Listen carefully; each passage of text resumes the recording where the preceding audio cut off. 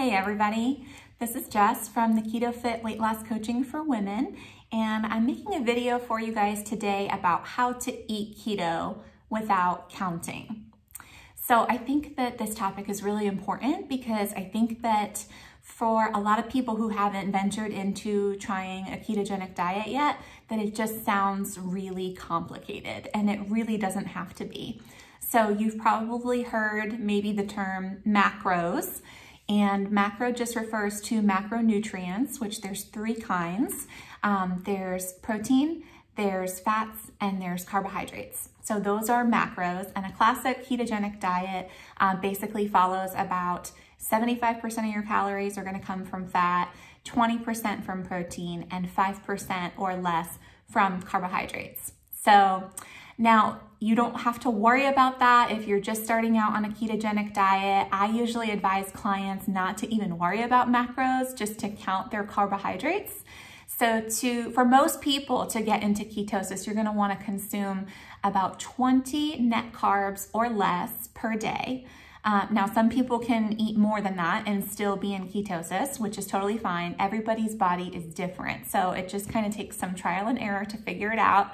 And I know that even right now, some people are watching this, listening to this, and you're like, I don't want anything to do with counting anything.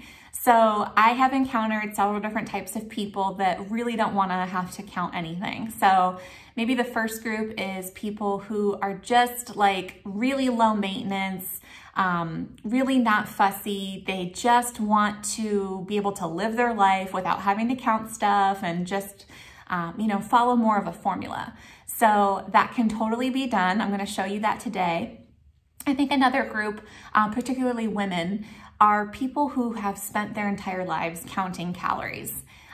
This was me. So I started counting calories when I was about 10 years old. I had every single day of my life a running total of calories in my head for what I had consumed that day. Well, at least up to the point where I reached my calorie limit for the day, then got pissed off and said screw it and stopped counting and totally binged. So I totally understand that burden of not wanting to count anymore. It can be really triggering for a lot of people. So when I switched over to following a low carb diet, I was so excited that I didn't have to count calories anymore, that all I had to do was count my carbs. And even if I had reached my carb limit for the day of 20 net carbs, that didn't mean that I couldn't eat when I was hungry. There were still plenty of low carb or zero carb foods, like some hard-boiled eggs or a piece of cheese, that if I was really hungry, that I could still eat. And that was one of the most freeing things to me about a low carb diet. On top of that, the food is delicious. So I hope that maybe somebody identifies with that and finds that helpful. If you're kind of on the line, should I try keto? Should I not try keto? One of the labels that they give to people who only count carbs, it's called lazy keto. And I really hate that term. I really kind of resent that because it's not lazy at all to be intentional about your life and try to eat in a healthy way. So I refuse to use that word, but you can count just your carbs and still lose weight. If you're getting to a point where you have stalled out, then I would advise a client to maybe start looking at their macros. We would start looking a little bit more deeply at that and being a little bit more intentional about that. But this video is about eating keto without counting anything, which is totally doable. I was just having this conversation with a guy friend of mine who is kind of in the first group of people. Like, he's just like not fussy, doesn't want to have to worry about it, just live my life. So basically, you want to focus on eating high fat, moderate protein, and low carbohydrates. So the nice thing about protein, most forms of meat, is that it's zero carbs. So you can really eat as much protein as you need to feel full, is what I tell people. You don't want to stuff yourself, of course, but if you're hungry, eat all the protein that you want. And then make sure that you're getting some fat in your diet, which is really easy to do. Most of the time you're going to be cooking with oil or putting plenty of butter on your vegetables. You're gonna be using full fat salad dressings on your salads. You're going to be eating cuts of meat that are fattier. If you don't like that, you don't have to. You could eat lean cuts of meat, but I think most people have just been taught their whole lives that they should be eating a boneless, skinless chicken breast, but really they would prefer chicken wings or chicken thighs, so go for that. You don't have to trim the fat off of your steak, things like that. So enjoy the fattier cuts of meat. You're gonna be getting plenty of your fat from your diet through that. And then there's lots of other ways to get fat into your diet through full fat dairy is totally allowed. So full fat cheese, Alfredo sauce is delicious, putting cream in your coffee, all of those things, use full fat dairy products. And then for your vegetables, you're just gonna make sure to choose from low carb vegetables. So easily with a Google search, you can go ahead and look that up. But I tell clients most of the time, if it's green, it's low carb. Really the main exception is peas. So you wanna stay away from peas. Those are a lot starchier, but you're gonna be able to enjoy salad vegetables, any kind of lettuce, so cabbage, Brussels sprouts, asparagus, green beans, broccoli, snow peas are okay. So there's lots of great choices for green vegetables, and they're great for you. Spinach, kale, all those things. So if you don't wanna have to, that's where your carbohydrates are coming from, basically is from your low carb vegetables. So if you don't wanna have to count it, a really good formula to follow is to eat either 2 cups of salad vegetables or 1 cup of cooked vegetables. So typically, I would say switch it up for lunch and dinner, and make sure that you're getting one of those at lunch and one of those at dinner. So for breakfast, basically you wanna stay as close to 0 carb as possible, which is totally doable with eggs, any kind of a breakfast meat like sausage or bacon. You wanna make sure there's no added sugars in them. So, you know, maybe 1 carb in sausage or bacon, but if it's possible, to look at the brands, look at the information on the back, and choose a 0 carb if possible. And then cheese. So you can make yourself like an omelet, you could do just bacon and eggs. And then once you kind of get fat adapted, which means you've been eating keto for a while, your body kind of treats it like the new normal, you're gonna notice that your hunger is really suppressed. So most people find that they end up skipping breakfast anyway. So either skip it, or you definitely don't have to skip it, but try to keep breakfast to eggs, meat, and full fat dairy. And then for lunch, I would recommend having a salad with about 2 cups of salad vegetables. And I wanna show you visually what that looks like.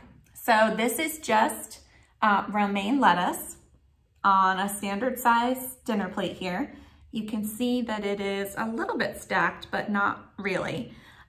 So this is just, yeah, you can use other salad vegetables, but I just wanted to give you a visual of what that would look like. So now, once you get the hang of what it looks like, you don't really have to measure it anymore, but I would recommend, since your plates might look a little bit different than mine, the first time that you go ahead and make a salad, go ahead and actually use measuring cups for 2 cups of salad vegetables, and it can be packed.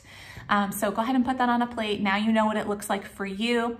And then what would I do with that is I would load up some protein and fat on top of that. So you could do like grilled chicken on top, you could do egg salad, you could do tuna salad, you could do chicken salad, and mayonnaise is great for getting that fat in.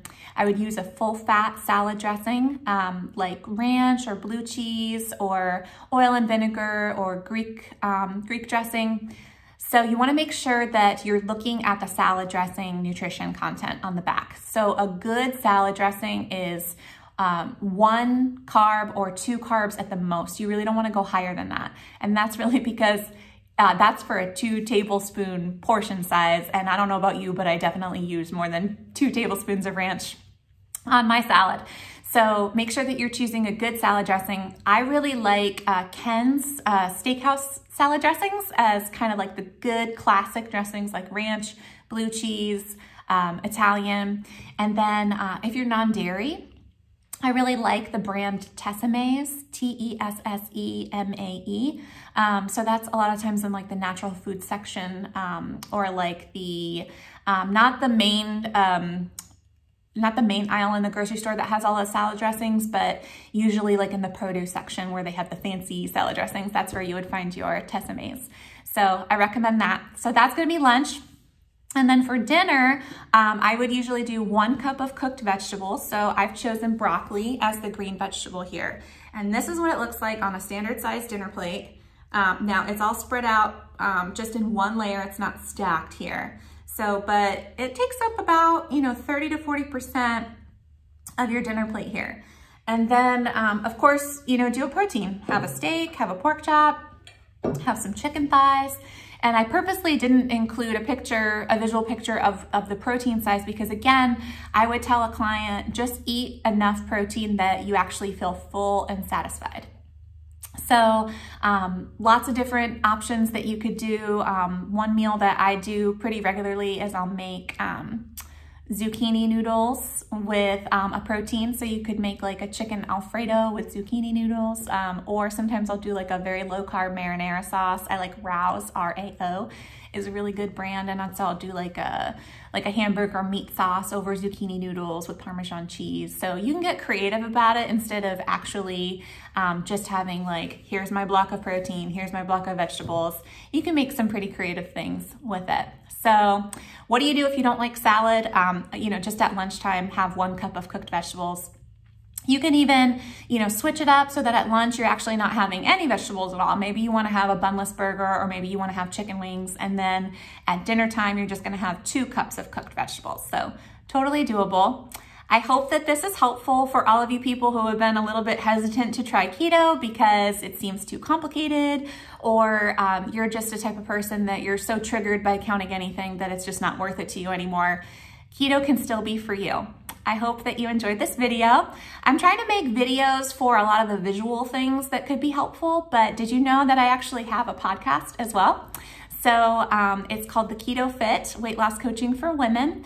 And that's where I put a lot more of the content that is kind of about mindset and working through some of those things. I just did episode 2, which is live on the podcast right now. It's all about my battle with feeling overweight. So it's my personal story, got pretty vulnerable. I hope you'll take a listen to it. And I hope that everybody has a great day. See you next video.